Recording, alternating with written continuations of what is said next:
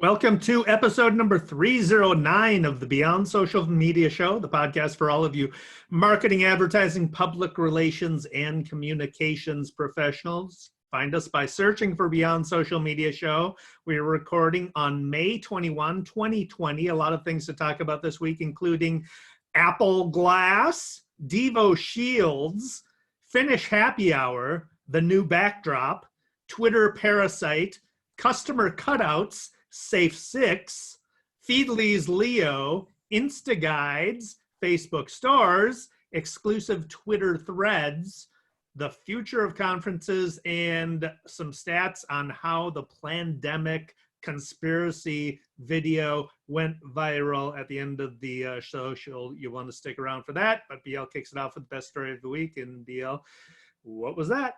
Well, here comes Apple Glass. So there's a new report from an Apple leaker of some repute named John Prosser, and he says a product that's named Apple Glass is going to start at $4.99. It'll have prescription lenses and other kinds of add-ons. And this is from an Apple Insider story. So he has a really good track record as a leaker. He predicted the Apple Watch, the Apple 11. So he's believable. All the major publications have written about him. So he says there are not going to be any cameras. There's going to be a single LiDAR sensor in the top right of the glasses that's going to allow contextual information to display in the environment and allow some gesture control with your hands. The Apple Glass prototype that Prosser reportedly saw, it looks like an unintimidating pair of plastic glasses that come with a plastic stand and a wireless charger. They're either going to be made of metal or plastic with a charging station that will allow wireless charging. The single LiDAR sensor in the top right of the glasses is going to allow contextual information and some gesture control. The processing, this is interesting, it will reportedly happen on an iPhone, so that could contribute to the low cost, and it's going to function more like an iPhone accessory than a standalone computing device. He compares it to the Apple Watch, which you pair with your phone. But what's perhaps the most interesting reveal is that he says it's not going to be a life-changing gadget. He said we should temper our expectations, especially for the debut model. So that makes it, in the end effect, more tangible and could be the key to mass adoption if it looks like nothing special and you don't look too weird wearing them and it's not a huge headset. So I, for one, would love that. And how much are they? They're going to be $4.99, everybody's saying. Yeah, well, if they're not that special, then I don't know. I don't want to spend $500 on something that's not that special. Well, I'm already spending $1,000 for a phone. No, but that not that special for a headset that is in a pair of glasses and comes from Apple. When it's not that special from Apple, it's still pretty damn special. I don't know. We'll see. So it's using LiDAR. It doesn't have cameras on it. It's using LiDAR, which is a combination of laser and radar, if I remember correctly. I believe you're right. What LiDAR, what functionally LiDAR does is it maps your environment around you. So it sends out a signal and figures out what's around you. And so presumably then it's taking that information, mapping your environment, and by doing so, understanding what's in your environment in order to map information on top of the environment. Something like that. That sounds far-fetched to me. It sounds like you watch the video and read the articles. I have notes. I have links to everything in the notes before you get all huffy about it. Well, I'm just saying that it doesn't make a lot of sense technologically. Well, maybe I'm not explaining it technologically. It's from Apple, don't forget. Well, so what? Okay, well, you can hate on Apple all day long. All right, I will. I'll keep hating on your smart speaker. All right, so this is something we can probably agree on. Do you remember DEVO? No. The band? Oh, yes, I do. Yeah, new wave band DEVO. Yeah. And how they had those funky hats, those red hats. Yeah. What did you, when you first saw them, what did you think of them? Oh, I thought they were pretty strange, but they were very cool, strange in a cool kind of way. Not Yeah. my kind of music, but Yeah, when I was turned on to DEVO by a high school friend named Dave Peterson, who actually pointed me out to this post article I'm going to talk about. And DEVO was they were had such a radically different sound to anything that I was listening to at that time. And my scope, my musical tastes at that time were much more limited than they are now. So that being said, I was just like, oh my God, it sounds like noise to me. was this in the 80s? Yeah. Yeah. And but then they grew on me, and I'm a big fan of DEVO now. So anyway, Dave Peterson pointed out to me this article on Consequence of Sound by Alex Young, where DEVO is selling their hats. And when I first saw the hats, I thought they were flower pots. And so they're wearing them on top of their head. And I thought they were like basically saying they're pot heads. But apparently that's not the case. Oh, that too, though. The article quotes DEVO's Gerard Casale, I think that's how you pronounce it, who is the co-founder and bass player, who is reflecting on the significance of their energy domes, which they are now selling. They're selling the hats as face shields. So it's the hat with a face shield in front of it for the COVID-19, so that you don't get, your fellow grocery shoppers' nasty virus-filled droplets on you. So anyway, it quotes this the co-founder saying, "It's the 40th anniversary of DEVO's Energy Dome, a DEVO icon that is often as misunderstood as the band itself, although they have been mistaken for flower pots." My bad. Dog bowls, car urinals, lampshades, and eventually relegated specifically for use at holiday parties. These holy totems were actually designed with a more important purpose in mind. It was designed according to the ancient ziggurat mound proportions used in votive worship. Like the mounds, it collects energy and recirculates it. So now you can buy a DEVO Energy Dome face shield for the low price of $49.98. You can pre-order them now. So I mean, did you? I haven't, but I kind of want to. Yeah. Yeah. Just to walk around my Chaska grocery store and see how people react. So we'll put a link to that in the show notes. I see people walking around with face shields in the city, and I'm not exactly sure where they got them, but it is so dystopian enough already that people have masks, let alone now they have these things. Yeah. I mean, it's really crazy. But this brings me to the happiness Sherpa. Finland for the last several years has been voted the happiest country in the world. And now you can rent a Finn, virtually, of course, for an hour so that you can get happier. This is from A Lonely Planet story by Benedetta Gado. Finland is from the UN World Happiness Report for the past 3 years. And so the official Finland travel site was created. They've created an initiative that puts forward the idea's best ambassadors, which are Finns themselves. So you get a 1-hour live stream with an expert in one key area of Finnish happiness, from exercising to food, from relaxation to free time. All the speakers are Finnish, of course, and the essence of the program is very much the same, is that you're learning how to be happy like a Finn from a Finn. And the live streams will be held on Facebook, followed up by a Q&A session on Instagram. And there will be a chance to book a private 15-minute long chat with one of the 5 speakers regarding their specialized area of expertise. And these sessions are going to happen during the summer, toward the end of June, and it's going to be on Skype, Hangouts. There's only a limited number of slots for each speaker, so you have to book in advance. And I don't know what they cost, but we need something like that now. So these are literally happy hours. Yeah, to make you happy. I love that idea. And I don't need a Finn to make me happy. Do they speak in Finn? No, they speak English. What language do Finns speak? Finnish. Is it? Is there a Finnish is a language language. called Yeah, Finnish? yeah, Okay. yeah, there is. Wondering. But I mean, I don't know about Shasta, Minnesota, but people are in New York are walking around pretty damn unhappy these days, except No, for 7 o'clock when everybody, lets their jollies out. I'll stick with my happy hours are very happy, and I don't need a Finn to be happy. All I need to be happy are BL books. There's my Yeah. bookshelf. There's all my books. I just need to read my books, and I'll be happy. And yeah, that's all I need.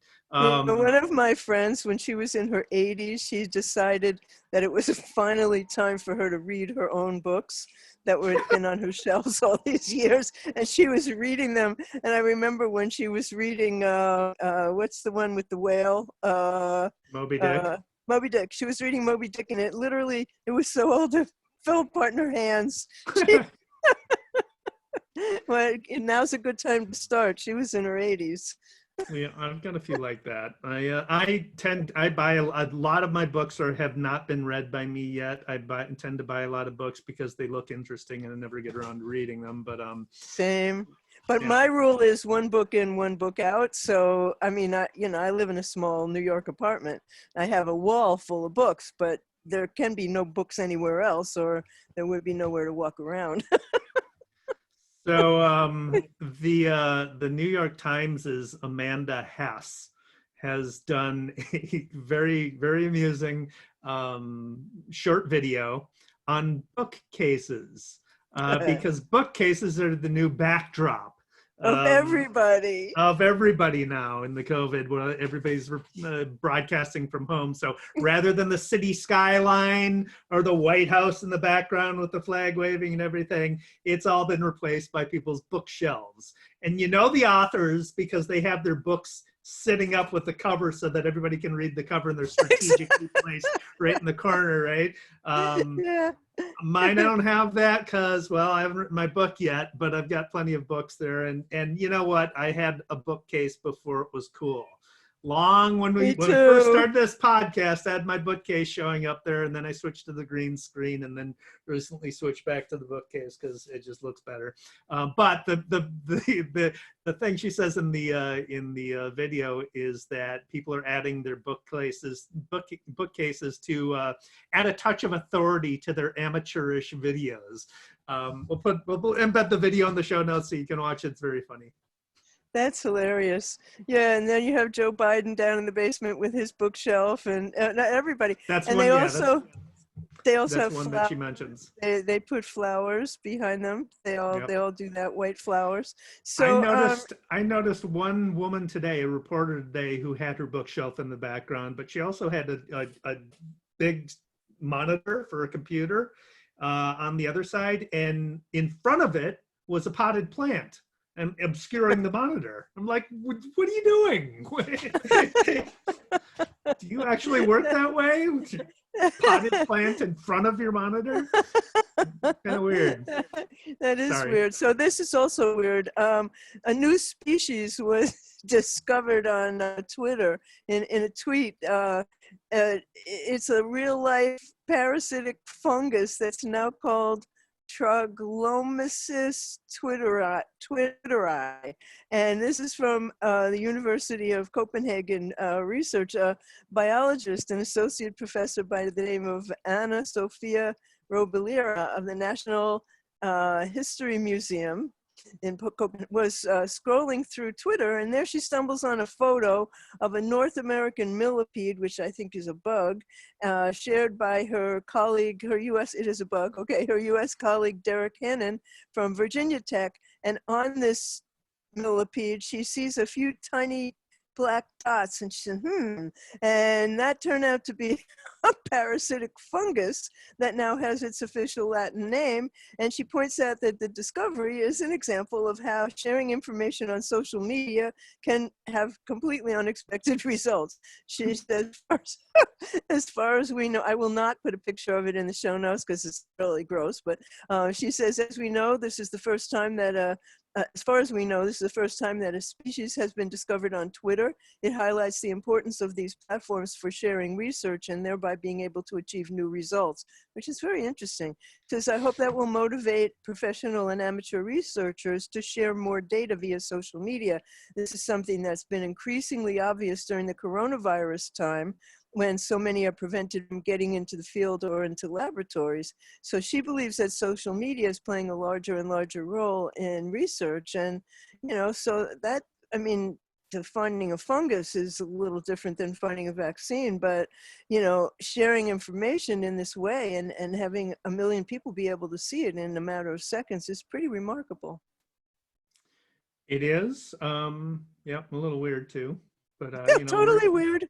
we're into weird today. I've got another weird one. You can, it might be weird. I thought it was amusing, but I often think that weird things are amusing, so you have that. This is from We share a sense of humor in that regard. Bloomberg Quick Take.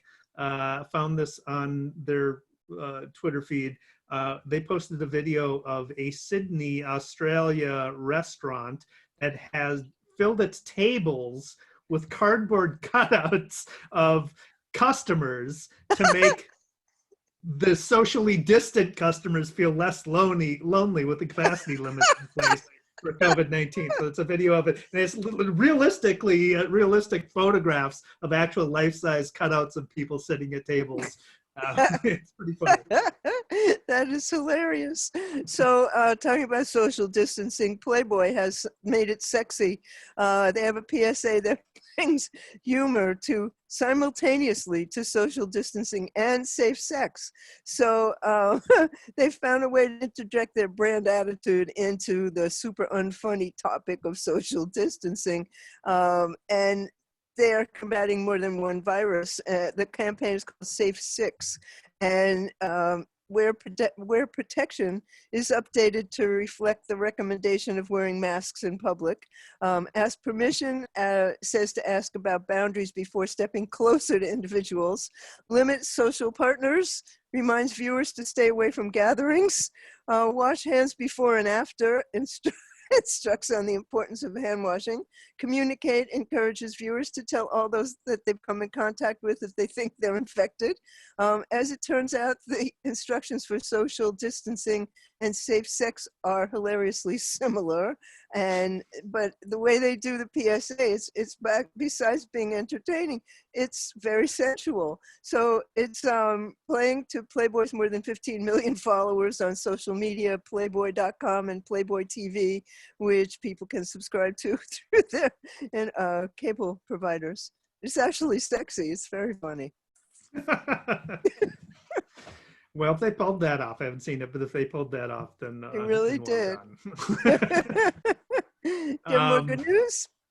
I have one more. This is from an update from one of my favorite tools, Feedly, the feed aggregator, RSS aggregator. They have a new feature called Leo, which is an AI research assistant. It's designed to declutter your feeds and save you time. You train it. So this is kind of the wrinkle in it. You train it with keywords, put in your keywords that you track, the trends and topics that you're interested in, the articles that are. It'll show you articles that are similar to your boards. It learns from your feedback, refines priority for articles. So articles that you like, it'll bring up similar type of articles. Pause or delete articles. You can save articles to a board and send Leo a positive signal, and then you have a down button for less like this.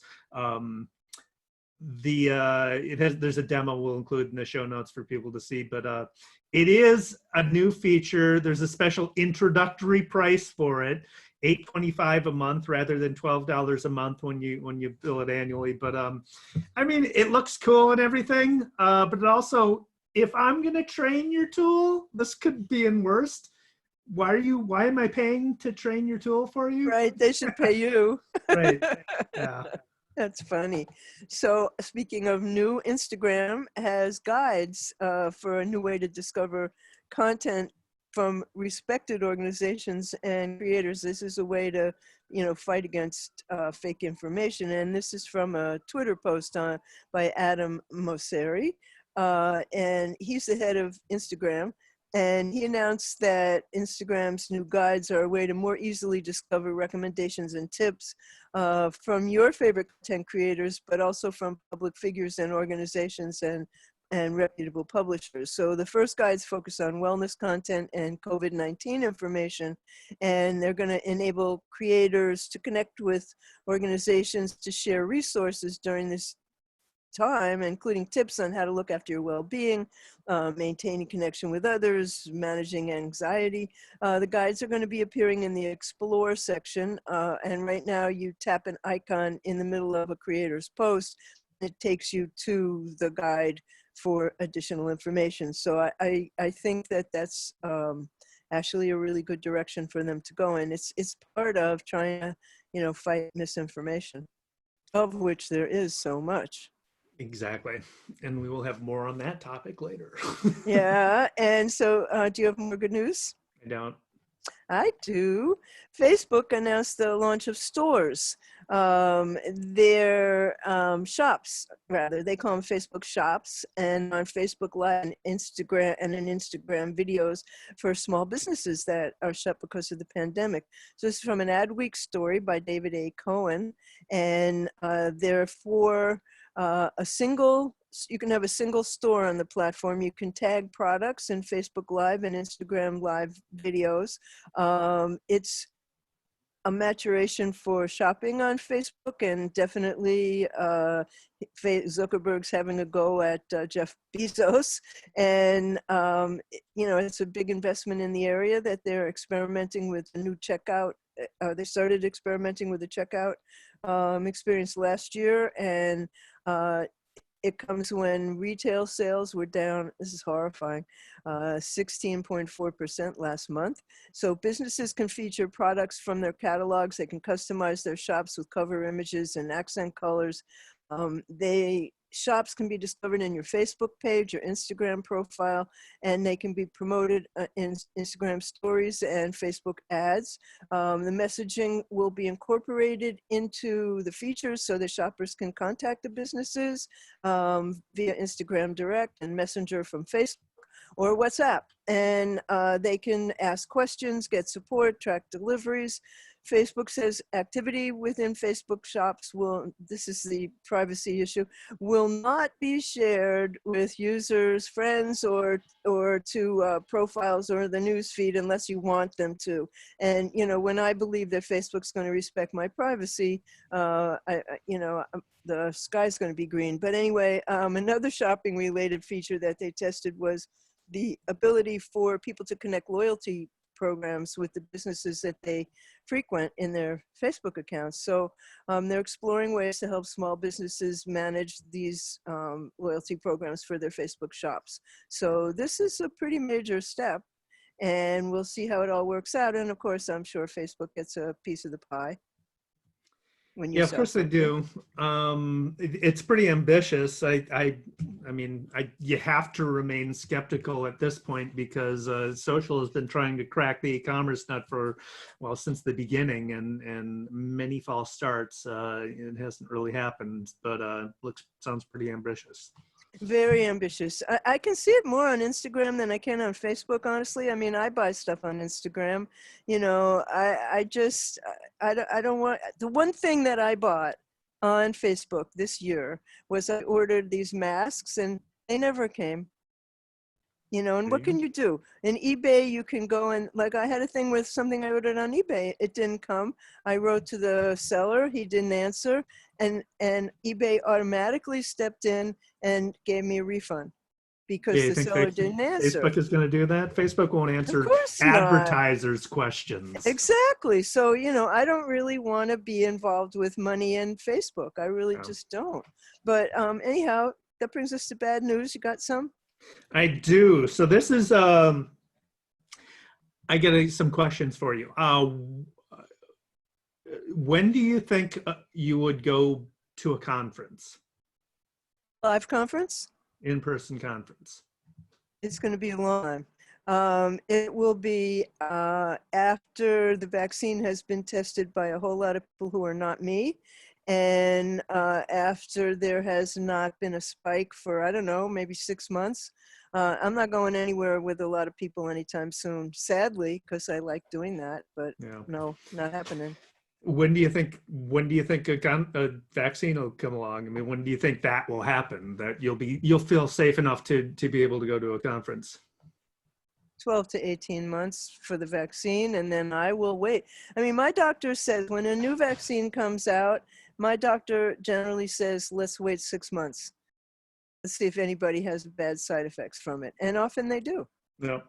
You So know, I mean, you are kind of in line with some. This is from a Mark Schaefer post, and he did some research on his own. Now it is only 126 people, so it is not by any means sound statistically. But he asked 126 conference goers, but not those whose income depended on conferences. So not conference organizers, not speakers at conferences, just people who would be going to conferences. as a And participant. as a participant. And he asked them 3 questions. What is the most likely time frame large conferences over 500 attending will return? And when is it likely small events will return under 100? And what milestone event would have to occur once again attend a conference? I think I feel the same way about under 100 as I do about large conferences. Me too. And You're I'm talking not. about somebody who's afraid to go to the grocery store. You think I'm going to get on a plane and go to a conference? Yeah, well, exactly. Well, right. Get on a plane too. That's the other part of it. Get on a Yeah, plane, book a hotel.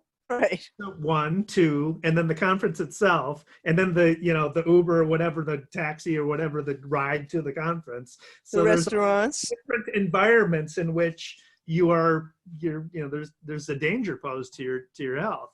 And 100 people, it's a distinction without a difference to me between 100 and 1,000 when it comes to the spread of the virus. I agree. Yeah. So Sad though. it is. He interviewed these people and compiled the results. And so when will people return to large conferences? 8% said by the end of this year, by the end of 2020. 28% by the first quarter of next year. 33% said by the second quarter of next year. 11% by the third quarter of next year, 4% by the fourth quarter, and 13% by sometime in 2022, and then 2% said beyond 2022. And I got to think, it's a long post. It's really well, if you're interested in this, it's a really good read and very thoughtful. But you said 12 to 18 months before you think, that's where most of these people were at. And I'm like, we're lucky. We're really, really lucky if we get a vaccine, if they just come up with a vaccine in 12 to 18 months. And then there's the time you need to test it to make sure that it's safe. I think the fastest a vaccine was developed was 4 years. HIV still doesn't have a vaccine. And that's been since the late 70s. 70s, yeah. I think this one is going to be faster because they just are so pushing so hard for it. But, all in all, it's a really bad sign. I mean, but the other thing is, okay, I have a press pass to Social Media Week. I think we're in week 2 at the moment. I have yet to attend a session because I'm really not compelled to do it. If you travel and you're there, that's what you're there for. You go to the sessions. I'm doing something else and I forget. and they're not handling it well because they're not sending me reminders either. They're sending me something. How'd you like day one? Oh, did day one happen? Yeah, I I've think got a there's couple of that. a Yeah. different thing. And also I know they're going to send me the replays, so I don't really have to be there live. But and then I can speed through it. But I mean, there's the virtual conference is simply not a substitute. It's a different animal. And I think that if they want to present virtual conferences as if it was just a virtual view of a live conference, that's not going to work. It has to be a new format, and I haven't seen that happen yet. You can't just have talking heads and fireside chats and people will fall asleep. Yeah, so the reminder thing is very important for virtual events. I had a this morning a hands-on kind of workshop. It was a 3-hour workshop. So it started at 8, and I'm like, my timeline has changed. I stay up later in the evening and work, and get up later in the morning. So I was like up at 9 o'clock and realized, oh shit, there's this thing that I missed. So I logged in halfway through, and it was a hands-on demonstration for keyword research kind of stuff. Stuff I knew, learned some new stuff, but it was awkward because you do a hands-on, it's in person 9 times out of 10, and this was clearly the first time. It appeared to me the first time this guy had done a virtual hands-on workshop. So and then I wasn't reminded the day before that the That's what event happens. was coming up, right? Yeah. That's what so happens. yeah, I think people are adjusting with the virtual stuff, and I don't know. It depends on the quality of who's speaking and whether you're going to learn something or not. Whether you're motivated to attend, and it's easy. Well, the bottom line as you said. also, being an expert and being a speaker are so vastly different, and different and skill that's set. yeah. But at conferences, so this session isn't good, you walk out, you go to another room, but online it's a whole different thing. And plus there's the bad lighting, and some of them have bad sound, and so it's not as compelling. But I mean, I have been doing a lot of things that you would not expect, like virtual tap dance lessons and virtual dog training. I mean, there are a lot of things going on that do work this way, but it's largely because these people are used to being in public. The ones who are used to, conducting a class of 10 dogs are going to be more compelling speakers as a rule than people who, aren't speakers. So there's a lot of change going on, a whole lot. And I don't think we're going back to the way things used to be anytime soon, if ever. What's the point? So I have a bad one. It could have been in good because it's interesting. I got in a little kerfuffle the other day with about 15,000 MAGA folks, and it would have been good if this was there. This appeared in my settings the other day. You now can determine before you tweet who can comment on your post. So it's a good way to avoid some bots and some MAGA comments, but so you can choose everyone, only people you follow, or only specific people that you mention. And so you make that choice before you press tweet. And so then the problem is that the settings will be labeled and the reply icon will be grayed out. So it's clear for people if they can't reply. However, people who can't reply can still view, retweet, and comment and like the tweets. So it doesn't change everything it really should have changed. But what I see over time is that the features that Twitter's adding and some of the ones that Facebook adds are things that are the things that were good about Google Hangouts, and Google just didn't pull it off in a good way. But I mean, the features that were good were things like determining who could see your post, who could comment on it. You had that ability with everything that you posted. So maybe that'll come to Twitter. Maybe there'll be some reaction to this. But as far as I'm concerned, it doesn't matter if you can still retweet it with a comment.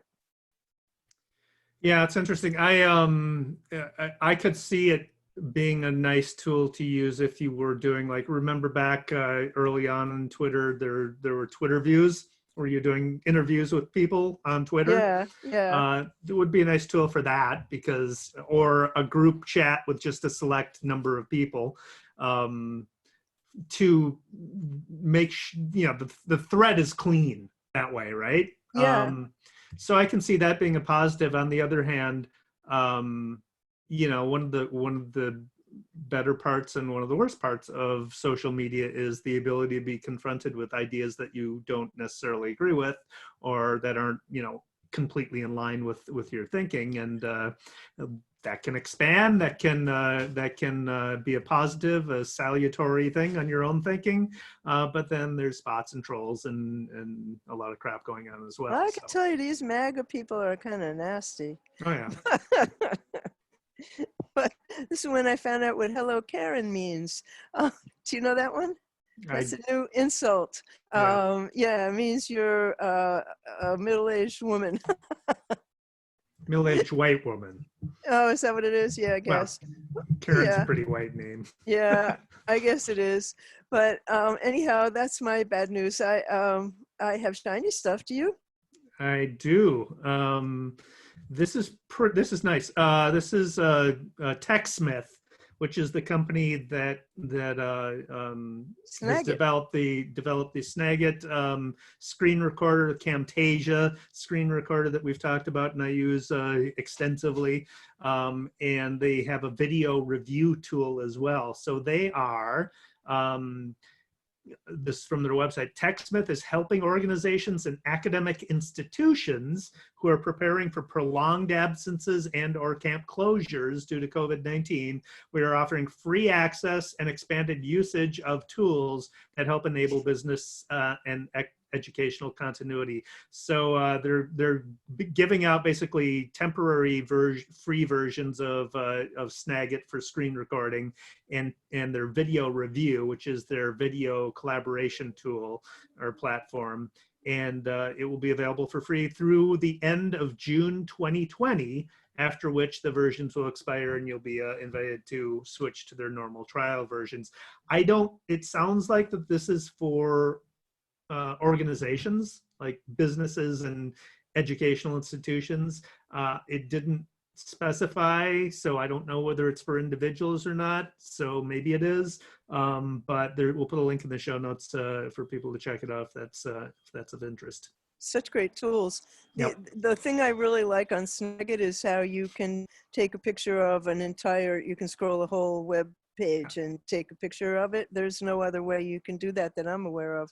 And it's so easy. That's so cool. The Nimbus screenshot does that as well. Oh, does it? I never figured that one out. I have it. But anyhow, Joe Biden is trying so hard to be noticed. And so now you can wear Joe Biden's sunglasses, which is one of the few distinguishing factors about him. And so there's an augmented reality Snapchat lens that, and when you put them on, it's got his signature at the top, and in a little corner where it would usually say Ray-Ban, it says Joe Biden. And when you smile, fireworks go off at the top of the screen, and the campaign logo with a message that says text Joe to 30330. And I guess that's to get information and send money, but it's fun. I'll have a picture of me in them. That's good. In the show notes. Well, we just trashed on conferences, but I'm gonna put this in the shiny stuff because it's actually good. SMX Next, which is a search engine marketing conference, is continuing. It will be held on June 23rd and June 24th this year.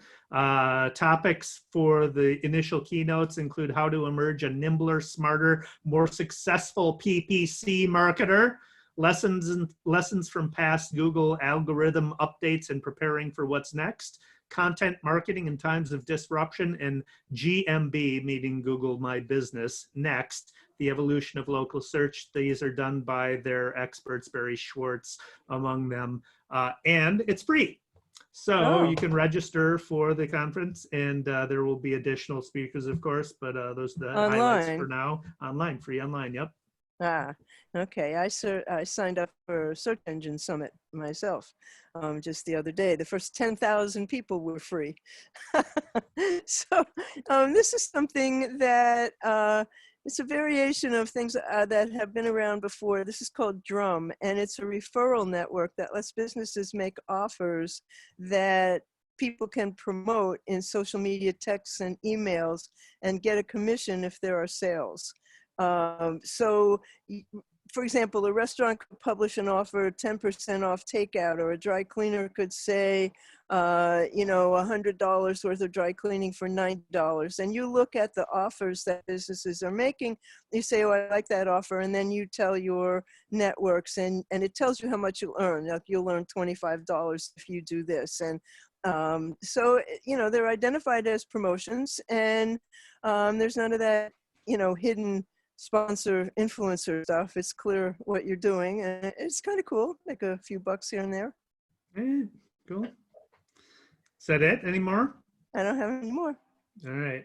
I have a post that I did on my strategy blog of communicating your reopening plan. So a lot of states are reopening to various degrees. In the South, they tend to be opening wide open. Here in Minnesota, we have a conservative opening. Restrictions remain in place and everything, but there are businesses that are starting to expand their offerings. So it is important, therefore, to communicate that to your customers. Now, I'm seeing the Major League Baseball, for instance, issued a 67-page guidelines for protocols for the safety of their players, safety of their personnel and everything. It's very, very detailed. Basically, it's a document to start negotiations with players union. But it's interesting in and of itself because it's very, very thoughtful about all the potential things that need to be taken into consideration for reopening. The Mall of America has a very detailed plan as well. But most of what I've seen is just written documents and emails detailing what you're planning on doing. And you need to do that. You need to convince two audiences, your employees, that it's safe for them to return. So what are the plans and protocols and safety measures you're taking into consideration to make it safe for them? And then, of course, for your customers themselves. Two different audiences, but you need to be detailed and convincing and everything. And it struck me last week, I went to, I ordered from Chipotle. So on their website, you can place an order and then have it delivered or go pick it up. My Chipotle is just down the street. I can literally walk to it. So I went to pick it up. And they still were having people walk in to place orders. There was social distancing going on, but people were walking in from the street and placing orders and waiting for their order while it was being prepared, many of whom did not have masks on. But all of the employees at Chipotle had masks on. All of them did. They all were wearing gloves. So that's part of convincing your customers. Once you reopen, are your employees taking necessary steps to remain safe and everything? But there was one employee who, as she was assembling the food, had her mask on, but it was not covering her nose. Oh, I hate that.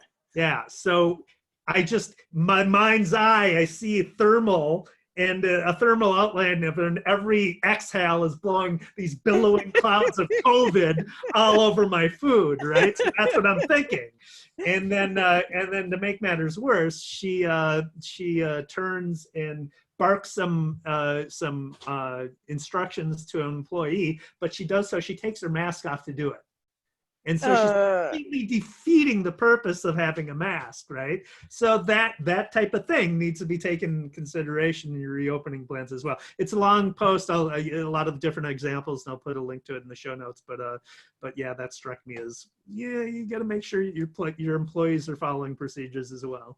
What you see here is a lot of handwritten notes taped to the door, only 5 customers at a time. And then they add must wear a mask, and, they change it. And And then they write, don't come in until someone comes out. So you have these handwritten, really like on cardboard and on all sorts of things. But my friend told me this morning that they went in to pick up food at a 7-Eleven in New Jersey, and the employees weren't wearing masks. And so she said, to her partner, she said, I don't want to eat here. And the owner of the place started yelling at them, I don't know what your problem is, this is just a media blow up and there's nothing to be worried about. And they just left and they ain't never going back. But I mean, there's some of that out there too. And well, that stuff will definitely earn you a Yelp review or a. Well, last week when they opened up the bars in New York for takeout, and my puppy got sick and I had to take her to the emergency hospital, which required going on a bus, which is the scariest thing that's happened in the last 2 months, because you cannot social distance on a bus. And all along Second Avenue, which is filled with bars, the streets were full of people in the street, blocking the sidewalk, no mask, drinking, partying, no social distancing. I mean, it's not working. It's scary. Yeah. All anyway, right. Go ahead. So this is a political one. This is a political ad by our friends at the Lincoln Project. Such a great ad. So their political advertising is so amazing. So this one is about Brad Parr, who is Donald Trump's digital marketing guy. He's actually very talented, helped Trump win the election. But there has been reporting on Trump being outraged and furious at Pascal for his lavish lifestyle. So the ad is about Brad Parr. It says, "Meet Brad Parr. Brad is getting rich. Don't tell Donald." He owns a $2.4 million waterfront house. He has 2 condos worth $1 million each. He even has his own yacht. He has a gorgeous Ferrari and a sleek Range Rover. And Brad brags about using private jets. Oh my! Brad's a star. It's just brilliant. And the reason it's brilliant is because the only audience it's aimed for, the target audience is an audience of 1, and that's Donald Trump. And what the ad is, the intention of the ad is to screw with the campaign team. I mean, and I'm sure it will. I mean, it's amazing. They've done a number of quite brilliant ads. I always wonder what dinner must be like in the Conway household with Kellyanne and George. And how they ever got together. It's just incredible to me. Yeah, they are really, but now they're looking for money. They're asking for people to contribute so they can keep going. And frankly, I'm ready to do that. Well, apparently one of these, I think that's it. That ad is going to start airing on TV. One of their ads is going to be airing on TV too. So let's wrap this up. This is did you see sharing of the Plandemic conspiracy theory video? I read about it. I didn't watch it, but I know all about it. Yeah. So conspiracy theories. Yeah. So the New York Times does a great in-depth story by Shira Frankel, Ben Decker, and Davey Alba on how it spread, on how that video went viral.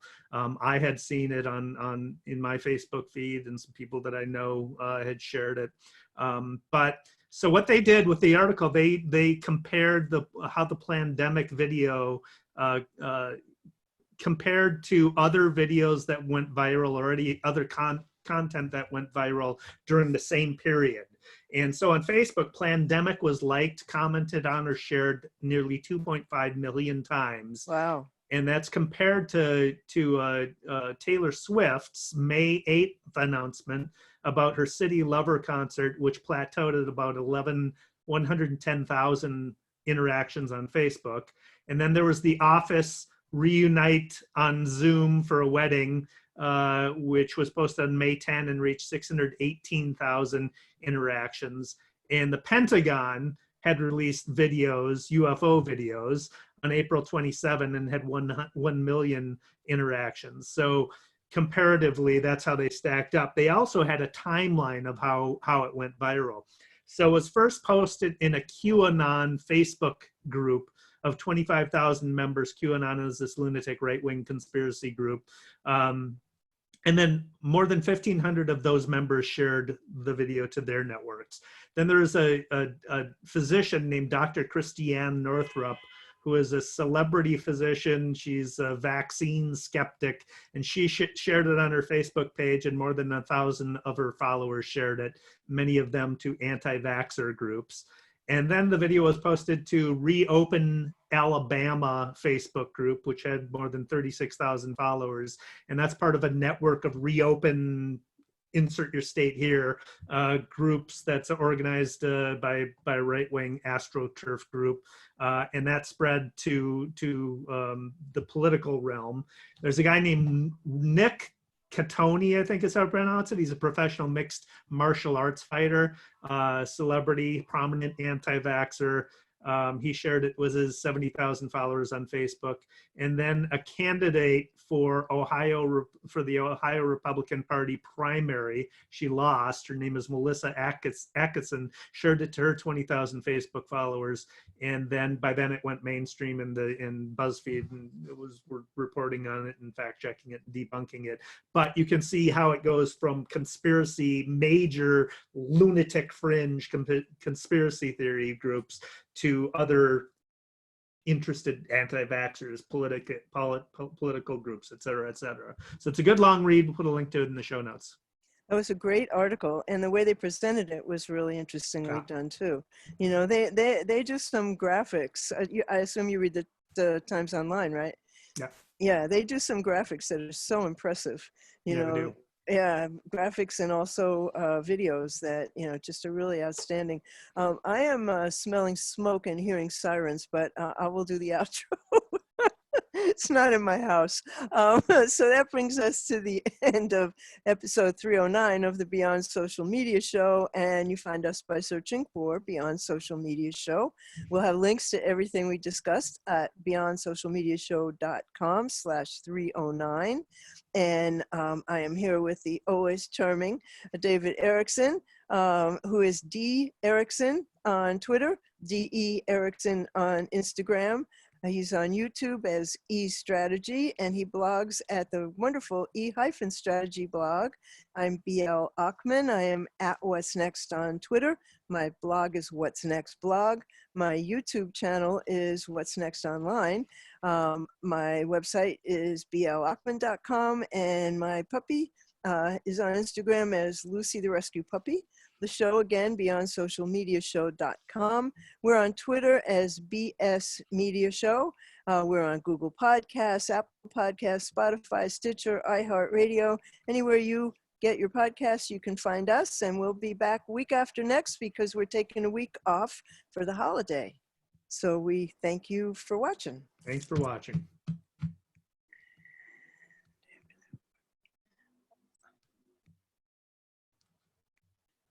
Can't find the thing to turn it off.